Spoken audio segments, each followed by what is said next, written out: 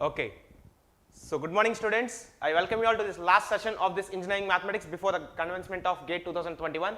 So please type in the chat box. Am I audible to you and can you all see the screen clearly? So please type in the chat box. This is the last session of engineering mathematics from Engineer Sub before GATE 2021. So please type in the chat box. Okay. So if you quickly recall, we started somewhere during the lockdown and we have done all the comprehensive course on engineering mathematics, correct? So after completing this comprehensive course on engineering mathematics, just quite 2 months before the exam, we have started a revision of this engineering mathematics again through this revision and PYQ series course, correct? And once we are done with that, since these MSQs were introduced for the first time in GATE, so we thought of having some idea on solving this MSQs, so that's the reason why we are conducting some 2-3 sessions on MSQs as well. So this is the last session, so let's quickly go through the questions in this last session. Fine. So straight away we'll go for the questions, and yes. So this is our first question. I hope you all can see this on your screen. Correct? So please do try to solve this. So please try to solve this question. Choose the correct statement or statements from below. And of course, if you're liking the content and all, and if you liked the way that we dealt this course, you can completely like the videos always, and you can share them among your circles as well, so that many others could get benefited out of this. Okay. And also, if you are on this channel for the first time, please do subscribe the channel, because this is the way we are going to go ahead in future as well. So you will be getting a lot of benefit out of this. So please try to solve this question. Choose the correct statement or statements from below. Integral 0 to pi by 2 sin power 6x dx is equal to integral 0 to pi by 2 cos power 6x dx is equal to 5 pi by 16. So we are basically intending to find the value of integral 0 to pi by 2 sin power 6x dx, and we know this. Yeah, Hamachandra, I feel so, because you can check with the official syllabus of aerospace engineering and you could see which portions are not there for you in the syllabus. Okay, but of course I tried to cover the generalized content for all the branches, so that could definitely help you out. Okay, at least. So coming to this, we know this is equal to integral 0 to pi by 2 cos power 6x dx. This result is always true, because we know integral a to b f of x dx, this is always same as integral a to b f of a plus b minus x dx. We have seen this many times during our properties of definite integrals, correct? So based on this property, we can clearly tell that this integration always gets valid. So which means whenever there is a sin power 6x here, and if you apply this particular result, then this gets converted to cos power 6x dx, because you know sin 90 minus theta is cos theta. Now in first two options, it's common till this point. Integral 0 to pi by 2 sin power 6x dx is same as integral 0 to pi by 2 cos power 6x dx. But now the value is how to evaluate this value. This is the case. I have given you one formulation, if you remember quickly. Integral 0 to pi by 2 sin power nx dx.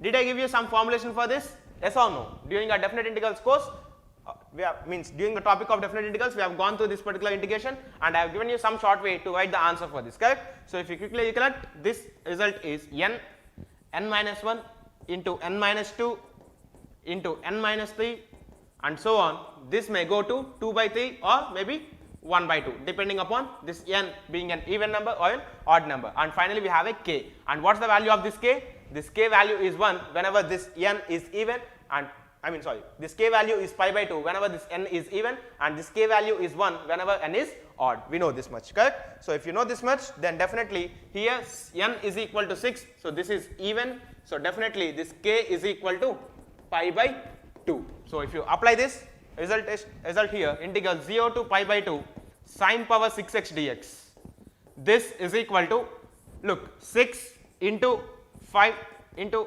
4, 3, 2 and 1, and finally the value of k is nothing but pi by 2. So definitely you can cancel this 6 2 times, and 5 pi divided by 2 4s are 8, 8 2s are 12, 8 2s are 16 and 16 2s are 32. So this value is 5 times of pi divided by 32. So this is what we can quickly recall from our properties of definite integrals, correct? Yes or no? Can you recollect this formula that I gave you in properties of definite integrals? Yes or no? Can you all recollect this? So please respond, please do type in the chat box. Can you all recollect this formula that I gave during properties of definite integrals? Yes or no? All of you. I need responses from everyone. So please type in the chat box. Correct? We have seen good enough on this formula. So definitely this integral 0 to pi by 2 sin power 6x dx is something like 5 pi by 32. So it's not 5 pi by 16. but it's 5 pi by 32. So which means this statement is always correct and A is wrong. Now, okay, so what about C? Correct. So now what about C? Integral minus pi by 2 to pi by 2 sine power 7x dx. Now tell me, sine power 7x is an even function or an odd function? So please respond. If you talk about this function f of x is equal to sine power 7x, then this function is an even function or an odd function? It's an odd function, correct? Because if you put f of minus x, then this is nothing but sine of minus x whole power 7, and this is nothing but minus sine power 7x. So this is an odd function. So whenever this is an odd function, we have integral minus a to a f of x dx is equal to 0 whenever this function f of x is odd. If this function is odd, then definitely this definite integration within two limits which are of course equal in magnitude but opposite in the sense, this integration is nothing but 0. So with this points with us, we can definitely go for C is correct, because integral minus pi by 2 to pi by 2 sine power 7x dx is nothing but 0, because these are two limits such that their magnitudes are same, but of course they are different by sign. But here we have a odd function sine power 7x. So definitely this result could also be 0. Now what about D? Please try to calculate D, integral 0 to pi by 2 sine square x minus cos square x. Look, let me help you out for this. Integral 0 to pi by 2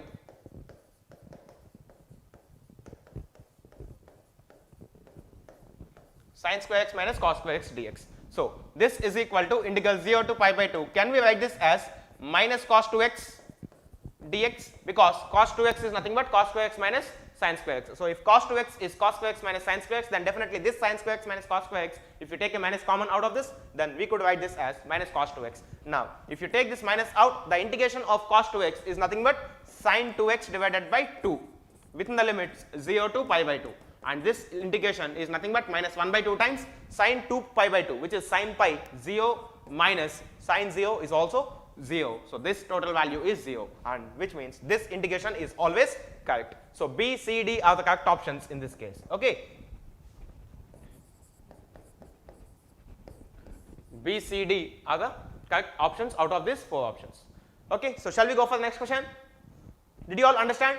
It's just a question that could help you to recall all the properties of definite integrals. Okay. So can we go for the next problem? So please do respond. Okay. It's just a quick recall of properties of definite integrals, like basically this particular property, and again this particular property of definite integrals, and also this odd function case. So let's go for the next question quickly. A question from concepts of maxima and minima in 2 variables. So please try to solve this. Look, if capital F, if a function capital F is equal to f of x comma y, here it should be f. So capital F is equal to f of x comma y. If P is equal to dou f by dou x, Q is equal to dou f by dou y, R is equal to dou square f by dou x square, S is this, and T is dou square f by dou y square. If this is the case, then choose the correct statement or statements from below. So please try to solve this question. It's given x naught y naught is a stationary point, and this P, Q, R, S, T are calculated at this stationary points undoubtedly. So please try to solve this question. You have partial derivatives of first order and higher order as well, means basically the second order, and you were given that this x naught y naught is a stationary point in all these 4 options, and if you evaluate these values P, Q, R, S, T at those 4 at that stationary points, then depending on the conditions, they want you to identify the conditions for maxima and minima. So please try to respond for this question. It's a simple question, the conditions of which we have seen many times during our course. So please try to answer this. X naught y naught is a stationary point in this case. Okay. So please try to respond.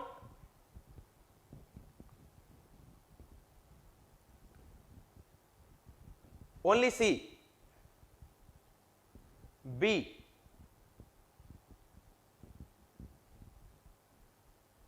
look, let me help you. We know clearly that if RT minus S square is greater than 0 and R is less than 0, then this is the case for having a maximum. And also when RT minus S square is greater than 0, and also if R is greater than 0, then this is the case that we have a minimum. And of course whenever this RT minus S square is either less than or equal to 0, then definitely we say this is the saddle point. Means basically we can't conclude something about maxima or minima with this second derivative test, correct? Now see, in the given options, which of these options are involved? If x naught, y naught is a stationary point of f of x comma y, okay, till this part it's common in all the options, then f of x comma y has a maximum when rt minus s square is greater than 0 and r greater than 0. No, because for attaining maximum, definitely this r has to be less than 0, but here it's given r greater than 0. So definitely A is wrong. We can't go with A. Next.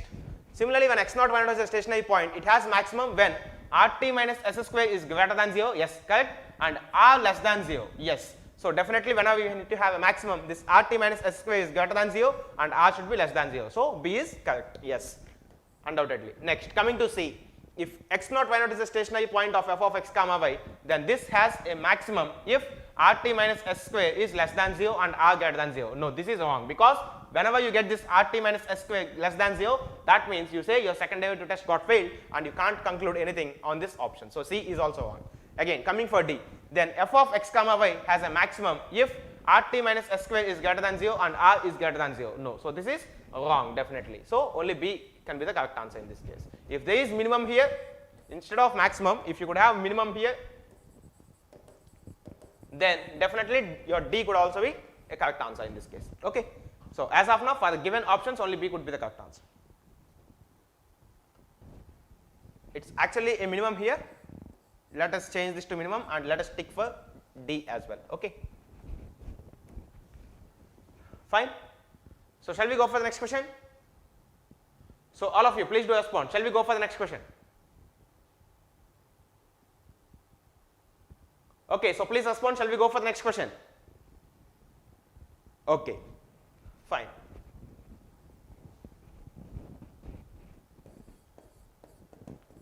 So please try to identify the linear differential equations out of these things.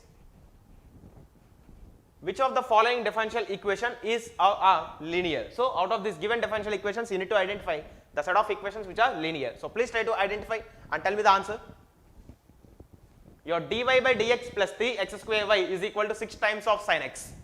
Is this a linear differential equation? First of all, is this a linear differential equation? Basically, how you conclude whether an equation or a differential equation, to be precise, is a linear or non-linear? Look, basically if you want to have a non-linear equation, then definitely you should have some higher powers of dependent variable and also some higher powers of maybe some multiplications of these things. So if you see any kind of these expressions in your differential equation, then definitely the differential equation is non-linear. But how come a differential equation is linear? You can't have any higher powers of n, any higher powers of y, and also you can't have any terms involving the product of the dependent variable and its differential coefficients. So coming to the first equation, yes, this is a linear equation, and to be more precise, this is of the form dy by dx plus p times of x or p times of y is equal to q, where this p comma q are functions of x, and basically this is the Leibniz linear equation, which we have also seen in yesterday's class.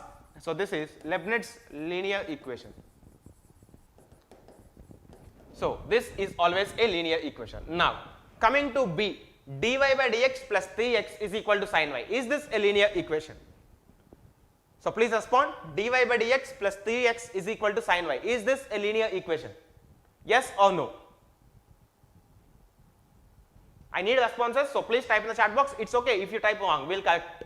So please respond. Is this a linear equation or a non-linear equation? What do you feel? You feel that it's a linear equation, but actually it's a non-linear equation, because I'll tell you why. If you talk about this sin y, this sin y is nothing but y minus y cube by 3 factorial plus y power 5 by 5 factorial minus y power 7 by 7 factorial and so on, things like this, correct? And you could see in this differential equation, whenever there is some involvement of sin y, that means definitely the higher powers of y got involved in this equation, and for our differential equation to be a linear differential equation, we shouldn't involve any higher powers of y, which is not the case here, correct? So can you all identify this? Because sometimes they don't directly mention the higher powers of the dependent variable, but rather than mentioning, they denote with such kind of functions. You need to be a bit careful and you need to analyze properly. Okay. Yeah, this is a transcendental equation, correct, Vanjita? But of course, it's also a non-linear differential equation, because this sin y expansion could give you something like this. So B is not a linear equation. Next, coming to C. Is C a linear equation? Is C a linear equation, a linear differential equation?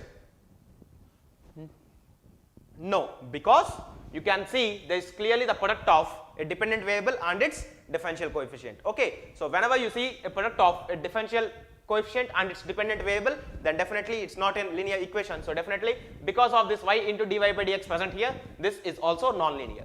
Next, coming to this, is this linear or non-linear? The last equation, d square y by dx square plus x square into dy by dx plus e power x into y is equal to 0. Is this a linear differential equation? Yes or no? So please respond. Is this a linear differential equation? Yes, it's a linear, because you can never find any higher powers of the dependent variable. Look, d square y by dx square is something different from dy by dx whole square. We know this, correct? So this can't be present, but this can present in a given differential equation. So definitely, if this is the differential equation, you could see there are nothing. You cannot find any terms involving higher powers of dependent variable and also the terms containing product of higher terms, product of dependent variables and their differential coefficients, as you have seen in this case. So definitely D is the correct answer. So finally, the answer for this question is A and D. Okay. So are you all clear why this B is a non-linear equation? First of all, because to be precise, when you look at it, it appears to be linear, but actually because of this sin y expansion, and you could easily know sin y expansion contains higher powers of dependent variable. So definitely this is non-linear. Okay. Anyhow, let's go for the next question quickly. So I think something from complex variables, Cauchy-Riemann equations. The correct form of the Cauchy-Riemann equations is or are. So out of these 4 options, which of the following options are correct for you? The correct form of the Cauchy-Riemann equations are.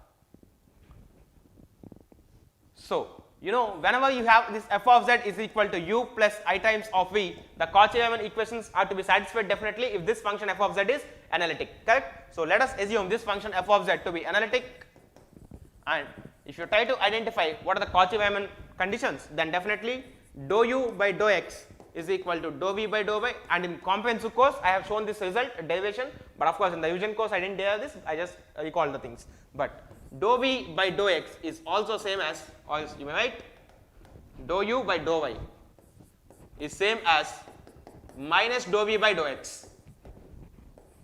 These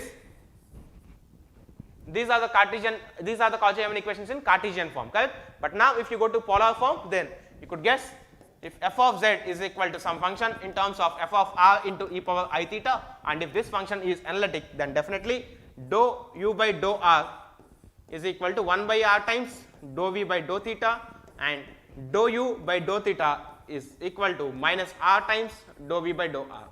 These are the 2 forms of Cauchy-Riemann equations. Basically this is the Cartesian form and this is the polar form. Okay, so now you can check in the options where these equations are exactly located. So if you read this first option, dou u by dou x is equal to dou v by dou y, okay.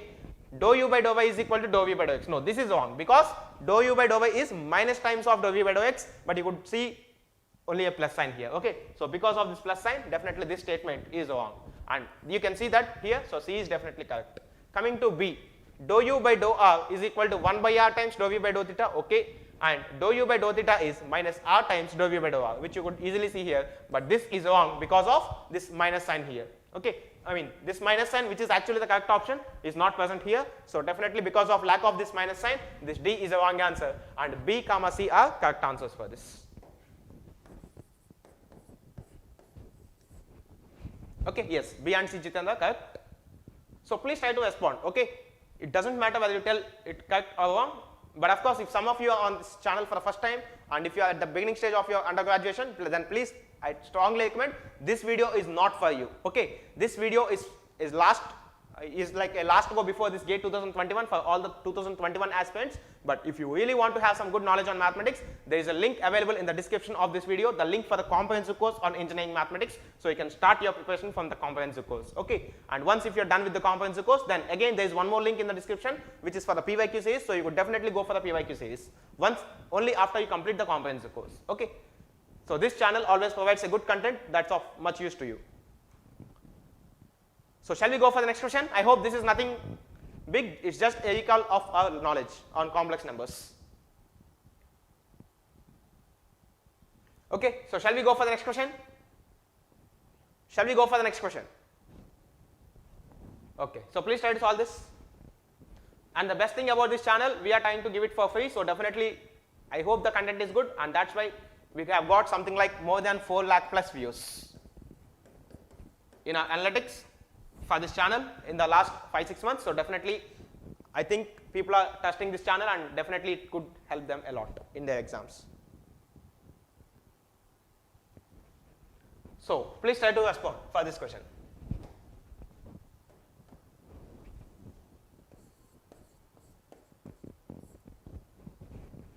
Choose the correct statement or statements from below. So please try to respond for this. The product of two non-zero matrices A and B can never be a zero matrix. So basically he is telling you, whenever there are two matrices capital A and capital B, and if these two are non-zero matrices, then this AB can never be equal to 0. Means basically they have given you A not equal to 0 and B not equal to 0. So he is telling that AB can never be 0. Is this statement correct? Is this statement correct? Like normally when you have two different matrices which are non-zero, then their product can never be a zero matrix. This is what the first statement is telling. Is this correct? No, because we have seen many times normally in real numbers, when x naught is equal to 0 and y naught is equal to 0, then definitely xy is not equal to 0. Let me write small letters. Again you may get confused for this matrix and all, so let me write the small letters. X is equal, okay, then definitely xy not equal to 0, but this is the case with real numbers.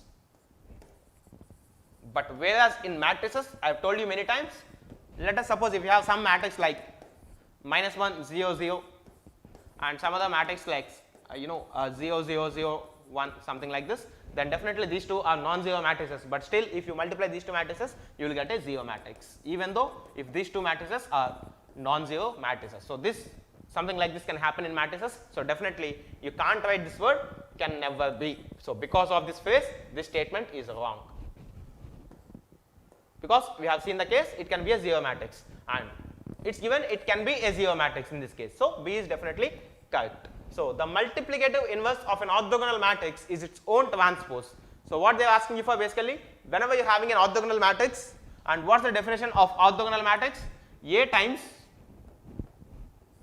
A transpose is equal to identity matrix, correct? So definitely this determinant of an orthogonal matrix is never 0, because it's always either +1 or -1. So definitely this determinant of an orthogonal matrix is never equal to 0, which means A inverse always exists, correct? So if A inverse always exists, you can multiply this with A inverse on both sides of this equation, and you could see matrix multiplication is associative. So definitely this could give you an identity matrix. So identity matrix of A transpose is nothing but A transpose, and this is equal to A inverse into I is nothing but A inverse. So whenever A is an orthogonal matrix, then definitely this A inverse is nothing but transpose of that particular matrix. So C is also correct, undoubtedly. Next, D, any square matrix can be decomposed into sum of a symmetric and a skew symmetric matrix. Is this correct? They are telling you that any square matrix, means basically if you take a square matrix, then any square matrix can be decomposed into sum of a symmetric and a skew symmetric part. Means basically if you take a square matrix A, they are asking you, can we decompose it this way, where B is a symmetric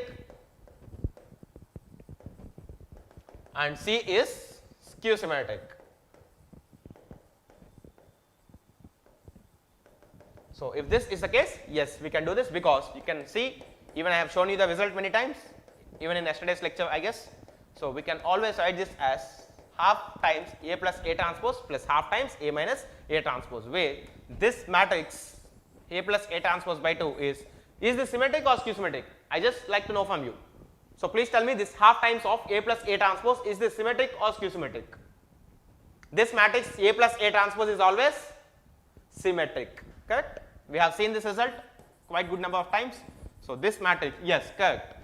MUBA, Jitendra, it's correct? Yes. So this is always skew symmetric, and the summation of these two could always give you a matrix A. So this is the way. Okay. So shall we go for the next question, because this point we have seen all many times and D is always a correct answer. So final correct answers for this is B, C and D. So we can write B, C and D are the correct answers in this case. So shall we go for the next problem? Shall we go for the next problem? In MSQs, as I told you many times, you should be very keen about all the points and you should be able to eliminate the wrong answers first, okay? Otherwise, there's quite good chance that you will be considering one more option other than the correct answer. Fine. Let's go for the next question quickly. If A bar and B bar are two vectors, of course, coplanar vectors, okay, then choose the correct statement. Is the screen appearing very small for, is the text too small for you to read?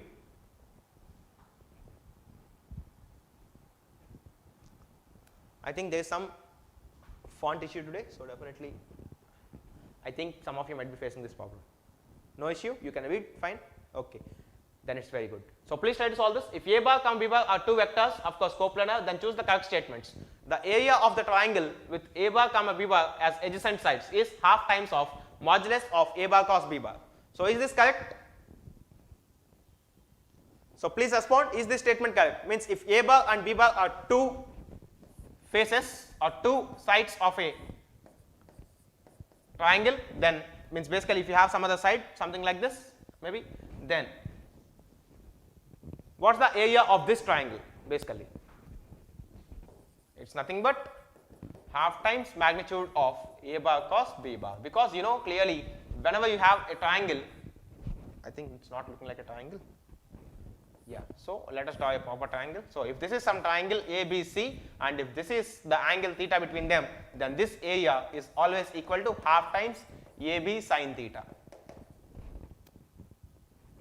Half times AB sin theta, and it's quite obvious, you know what's the definition of mod A bar cos B bar? Modulus of A bar cos B bar is nothing but half times modulus of mod A bar into mod B bar into sine of angle between them into the unit vector which is perpendicular to both A bar and B bar. So this is something like n cap. So this is equal to half times modulus of A, which is the length of this side basically, into modulus of B, which is again the length of this adjacent side, into, and sin theta is as usual, and magnitude of this unit vector is 1. So definitely this formula is same, something like this, and by triangle law you can definitely say this area is equal to half times of A bar cos B bar is a area of this triangle. Okay. Now if this is the case, then what's the area of the parallelogram?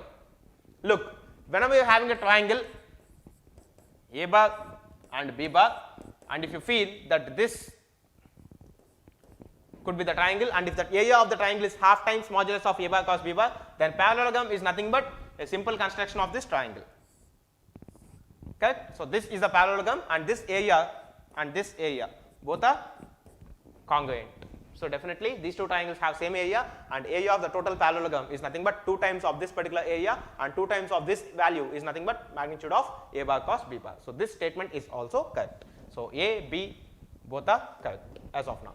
So A is correct, B is also correct. Next, the projection of A bar on B bar is A bar dot B cap. We have seen this result even in yesterday's class. Normally when you are having two vectors, like basically if this is A bar and if this is B bar, then definitely the projection value is nothing but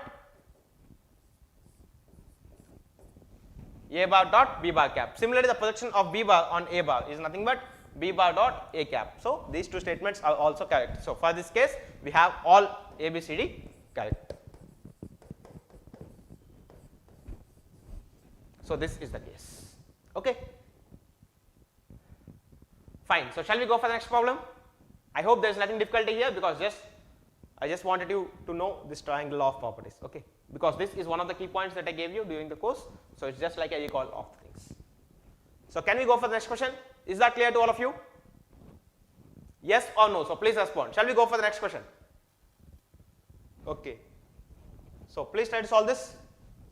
If the following table x is a discrete random variable and p of x is the probability density, means basically this x is a discrete random variable, it's quite obvious because you could see the table, and p of x is the probability for this. Then the correct statement or statements from below. Basically they are asking you about the central trending values of this random variable, mean, variance and standard deviance. So please try to respond, because it's clearly given this x is nothing but the discrete random variable and this p of x is nothing but the probability distribution. So you could easily sense what could be the correct answer. So please try to solve this. What is a mean? Mean is nothing but summation of xi into p of x is equal to xi.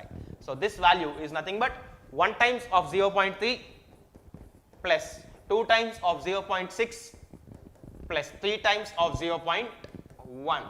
Okay, so this value is nothing but 0.3 plus 1.2, which is 1.5, and 1.5 plus 0.3, which is 1.8.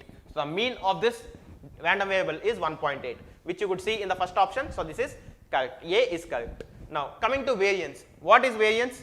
Variance is nothing but expectation of x square minus expectation of x. So this is what we have, and expectation of x square value means expectation of x square is nothing but summation of x square into p of x minus summation of x into p of x whole square. This is nothing but expectation of x whole square. Now if this is the case, sigma x square into p of x, let us try to calculate the value of sigma x square into p of x. 1 square into 0.3 plus 2 square into 0.6 plus 3 square into 0.1. So this is the case. So basically 0.3 plus 4 into 0.6 is 2.4. So 2.4 plus 0.3, which is 2.7. 2.7 plus 0.9, which is 3.6.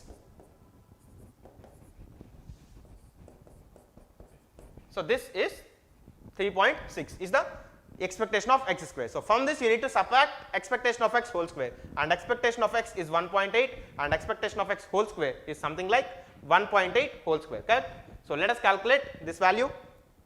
For sigma square we need 3.6 minus 1.8 whole square, correct? This is the value that we are in need of. So let's take the help of a virtual calculator and let's try to calculate this. So let me open some virtual calculator for you guys.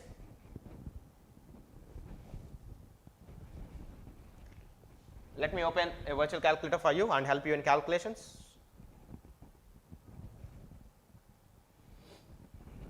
Okay. So this is the virtual calculator that you see in exam, and I have opened this many times in my course. So definitely you would have a bit of practice. So 3.6 minus 1.8 square. So this value is 0.36. So standard deviation, I mean the variance is 0.36. which you could see here. So you could see this 3.24 and 3.6 are something related to this expectation of x square and something like 1.8 whole square and all, but these two statements are not the variance given. Okay, the standard deviation of x is 0. See, look, if sigma square is 0.36, then what would be the standard deviation value? Square root of variance. So this is 0.6. So standard deviation sigma is equal to 0.6. So out of these four options, only A is correct. So since this is some MSQs that we are discussing, let us try to convert this as 0.6 and also take this option as well. So A comma D are the correct answers at this moment.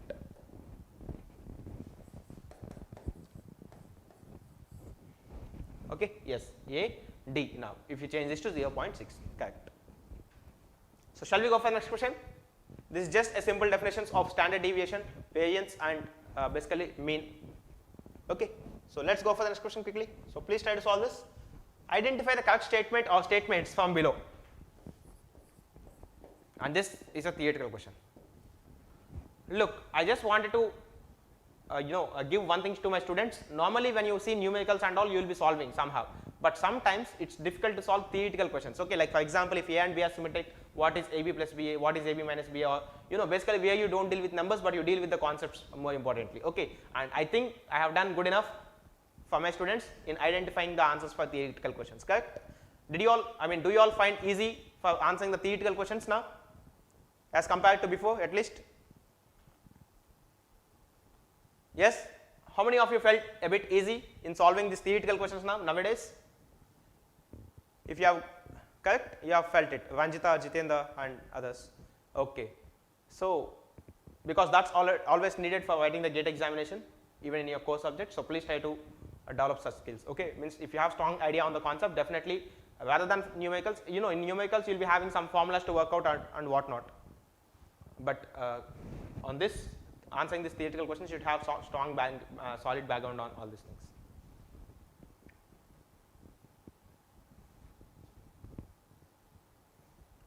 MUBA, please do a session for XC PYQ questions. Feeling little hard in XC maths questions. It's okay, MUBA. If you have any doubts, you could definitely means like again, our schedule is a bit busy again. We can't conduct another sessions on engineering mathematics. But right now, if you have any doubts, you could definitely post it in the Telegram group of engineering mathematics, where you could expect certain help from your fellow friends and even from me. Okay, because it's not possible. Like you can't solve all the questions. Definitely, you'll be able to solve few questions again. And people who are writing XC is also a bit low, so we would like to spend this time in giving benefit to many others if possible. If you feel what are the difficult questions you are feeling, you can just post them in our engineering mathematics Telegram group. So definitely you will be getting answers for that. Okay, so no issue. Fine. So coming back, get back to this question and tell me the answer. The ascending order of rate of convergence of the iterative schemes is bisection method, Newton-Raphson method, secant method. So basically, they are asking you for the ascending order of rate of convergence, and I told you what is a rate of convergence, correct? So basically, if this is the error involved in the k plus 1th iteration, and if you can write this as xk minus alpha whole power p, then definitely this p is nothing but the rate of convergence, and where alpha is the exact solution of the equation f of x is equal to 0, and xk plus 1 and xk are the values that you obtain in the kth and k plus 1th iterations, then definitely this p which you are getting here is the rate of convergence, and I have given you values of this p for all the methods. So let us quickly recall. For bisection method, the rate of convergence is 1. We call this as ROC, rate of convergence 1. Similarly, for this regular falsy method,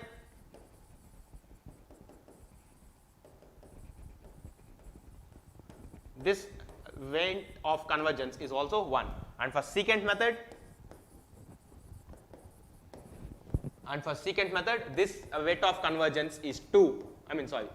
Its rate of convergence is 1.618, and as I told you, some books they approximate this as 1.62 as well. And also for Newton-Raphson method,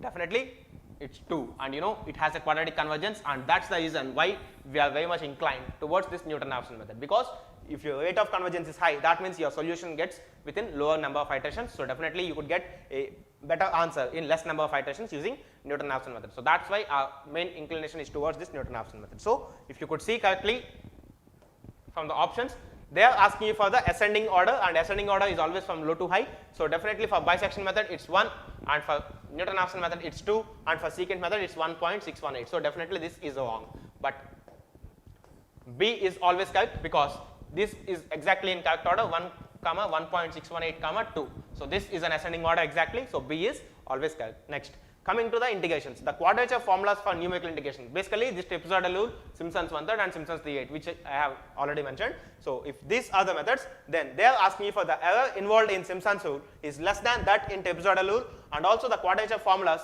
for numerical integration, the error involved in trapezoidal rule is less than that in Simpson's rule. So basically, they are asking you when you have two different rules like Simpson's 1/3.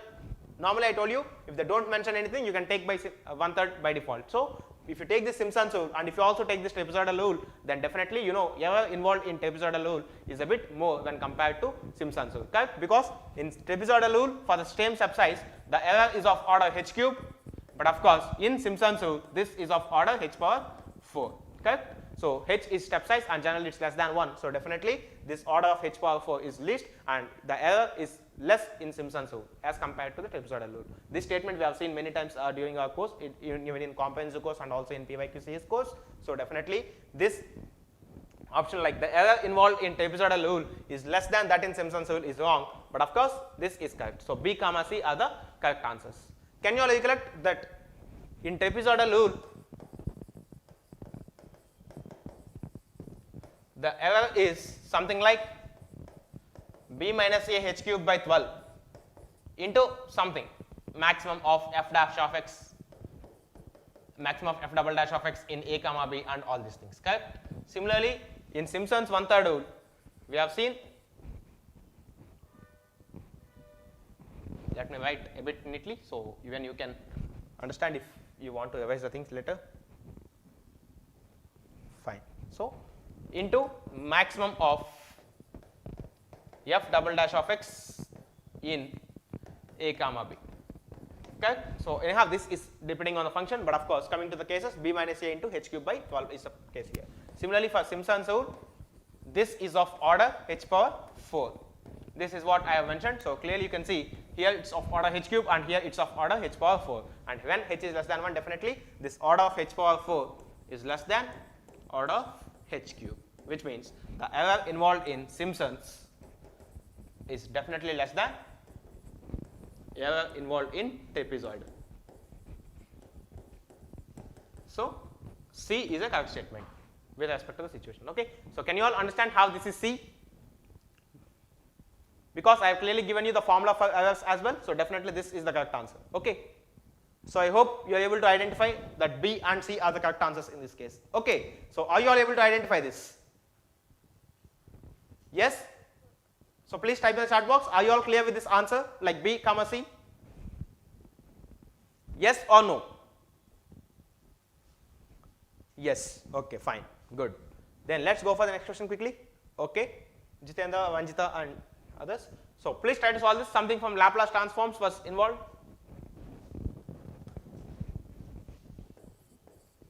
If L of f of t is the Laplace transform of the continuous function f of t, then choose the correct statement. So basically they have given you 4 definitions of Laplace transforms and they are asking you for which of this is correct. So please try to solve. Laplacian of a constant is nothing but k times divided by s. Correct? We know this because integral 0 to infinity e power minus st dt, if you have a constant in place of this 1, then definitely this integration is nothing but k by s. Correct? Because if you take this k out, integral 0 to infinity e power minus st into, here this 1 can be written as x power 1 minus 1 because x power 0 is 1 into dt. Okay, let us write t because we are dealing in terms of t, so let us write it t power 1 minus 1, and if you could solve this differentiation, or I mean if you solve this integral, then definitely this integral value is something like 1 by s, so k by s. You can use the gamma function definition, correct? So definitely this Laplacian of k is nothing but k by s. Now coming to Laplacian of sin at, we know Laplacian of sin at is something like a by s square plus a square, and Laplacian of cos at is something like s by s square plus a square. So you need to know them clearly, otherwise in examinations you could see options like this, and you know this s by a square plus s square is present for one of the things, but you are not confirmed with sin at or cos at, so there is a chance that you may go for the wrong answer. Okay, so definitely this sin at is not s by a square plus s square, but this cos at is s by s square plus a square. Now coming into the last part, Laplacian of t power 1 by 2. Look, Laplacian of t power n is nothing but gamma of n plus 1 divided by s power n plus 1, correct? We have seen this. Yes, we have seen this. So this implies Laplacian of t power 1 by 2 is nothing but gamma of 1 by 2 plus 1 divided by s power 3 by 2. This is what we have already. So gamma of 1 plus 1 by 2 is nothing but, you know, gamma of n plus 1 is equal to n times gamma of n. So with this particular relation, you can write this gamma of 1 by 2 plus 1 as 1 by 2 times gamma of 1 by 2 divided by s power 3 by 2. So this is 1 by 2 times gamma of 1 by 2 is nothing but square root of pi divided by s power 3 by 2. So this value is root pi divided by 2 times of s power 3 by 2. And let us see whether this is the same thing given, root pi divided by 2 times of s power 3 by 2. So this is also a correct option. So A, C, D are correct, but not only A and C, Rajeshwari. So you need to be a bit careful, okay? Because you know, out of these 3, A, C and D, if you write only A and C, you will be losing marks, even if you know the concepts related to both the options A and C, okay? So please think twice before you mark MSQ sessions, MSQ questions, because this is what can happen. Sometimes you may guess, you may feel like out of these 3 only 2 are correct, and if you write only 2, then there is no partial marking for MSQs and all, so your effort gets wasted, okay? So is that clear to all of you? Yes or no? So please respond. Is that clear to all of you? Did you all understand this? How A, C and D can be the correct answers in this case? Okay? Yes. Let's go for the last question of this session and of this course before we get 2021. So this is the last question. So I expect all of you to answer this. We have a question from numerical methods, probability, Laplace transforms, whatnot, vector calculus, complex calculus and all. Basic calculus, two variable calculus, whatever we dealt, we have tried to put a question on all these things. So please try to solve this. If 1 omega omega square are the cube roots of unity, then choose the correct statement from below. So basically 1 omega omega square are the roots. So you know omega is nothing but minus 1 by 2 plus I times of root 3 by 2. Similarly, this omega square is equal to minus 1 by 2 minus I times of root 3 by 2. So what are the correct statements out of this? A and C, Sai Kumar, is it? A and C.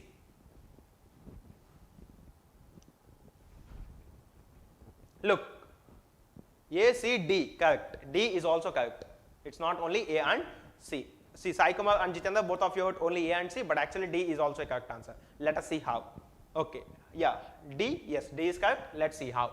Look, you know clearly, I have mentioned this point very well.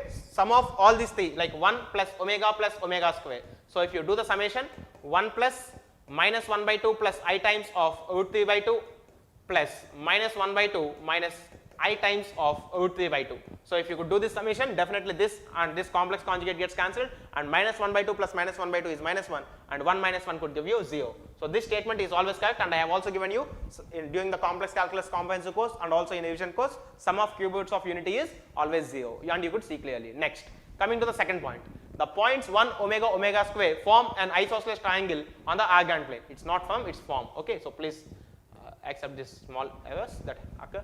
The points 1 omega omega square form an equilateral triangle on the Argand plane. Look, I told you very clearly, if you try to plot these points, so 1 comma 0 is somewhere here, but if this is the Argand plane, then this is real part of Z and this is imaginary part of Z. Then minus 1 by 2 plus I root 3 by 2 could get a point here and similarly here, and I told you very clearly, if you try to connect all these points, you will be ending up with a equilateral triangle. Correct? I have told you this in comprehensive course and also in revision course. Correct? This result means if you plot these 3 points, means basically these 3 points are something like 1 comma 0, minus 1 by 2 comma root 3 by 2 and minus 1 by 2 comma minus root 3 by 2. These are the 3 different points, and if you plot them, you will be definitely getting a equilateral triangle. Normally if you want, you could check the lengths, and if you find all these 3 lengths are equal, then this triangle can be an equilateral triangle. If you are interested, if you have some time, then definitely go for this calculation and try to find the length of these sides, because you know if 2 points are given, then you know how to find the distance between them. So definitely you could be in a position to write this. Next, what about the last option? So one thing is very clear, A and C are correct. Now how come we decide D? Look, omega power 2019 plus omega power 2020 plus omega power 2021. You want the value of this, correct? Now if you equate this to omega power 2009, if you take common, then 1 plus omega square. This is what you will be having, correct? Yes or no? So this is correct, and 1 plus omega square is the value of this complete expression. 1 plus omega square. This value is always 0. So this result is 0. I am telling you, sum of any 3 consecutive powers of omega is 0. Okay, so please make a note of this point. Sum of 3 consecutive powers of omega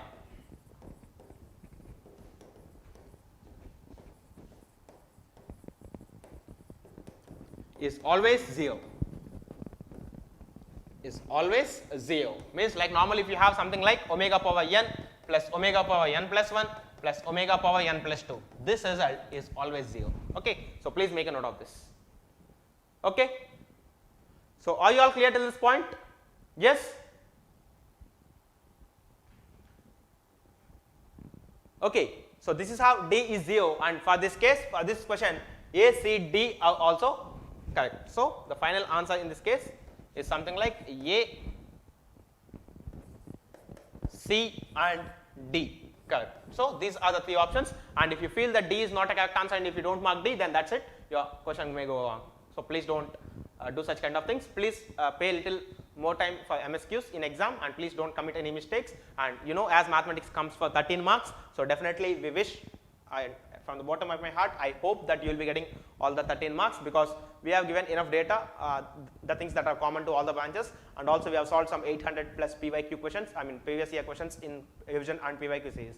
And I feel that this course has, this complete work of Engineer Sub, like starting from May, starting with the comprehensive course, then after finishing that in November we have started this revision and PYQ series. And of course, since these MSQs were also introduced for the first time, I thought of giving some idea for you. So I think this course could have helped you to some better level. Okay, and also, so finally I would like to wish a very best for all of your exams. So whoever is going to give GATE 2021, I wish a very good luck for you, and I hope that this GATE 2021 could open your gateway for many of your careers. So coming to the point, if you are on this channel for the first time, or else if some of you are having few doubts while you are revising, because answering the doubts is also really important. So this is always the Telegram channel with more than 530 plus members. So you could definitely join this Telegram group, and you can get your doubts solved by me or by your fellow friends. Okay, because I've seen nowadays some fruitful discussions are happening in this group, and I'm very much happy to see that even. So definitely you can join this Telegram group if you are on this channel for the first time,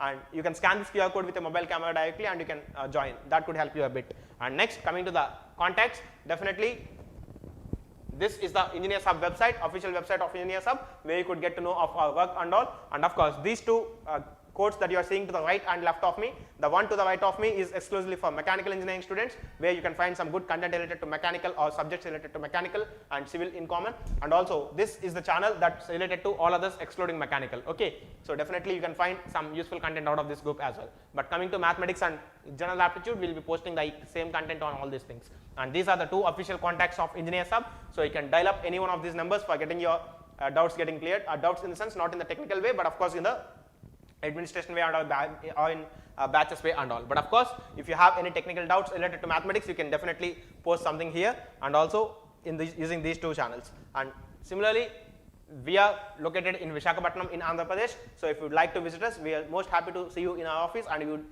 guide you to your goals. Okay, so this is the last class anyhow, and we are done with that. So I hope a very good luck. I wish a very good luck, and also I hope you will be getting out in engineering mathematics, and this course could also help you at a lot of places in your technical subjects as well. So I think things went very fine. Okay, so something from your side that you want to tell? Anything that you want to tell? It's nothing? Okay, so anyhow, if you have any doubts at any point, or if you want to talk to me at any point, you can definitely come to this engineering mathematics Telegram group, and you can discuss with me. Okay, I'll be you may not expect the reply immediately, but definitely within some stipulated time, I'll definitely try to get back to you. Okay, thank you all. Have a nice time. I wish you a very good luck for GATE 2021. Thank you all.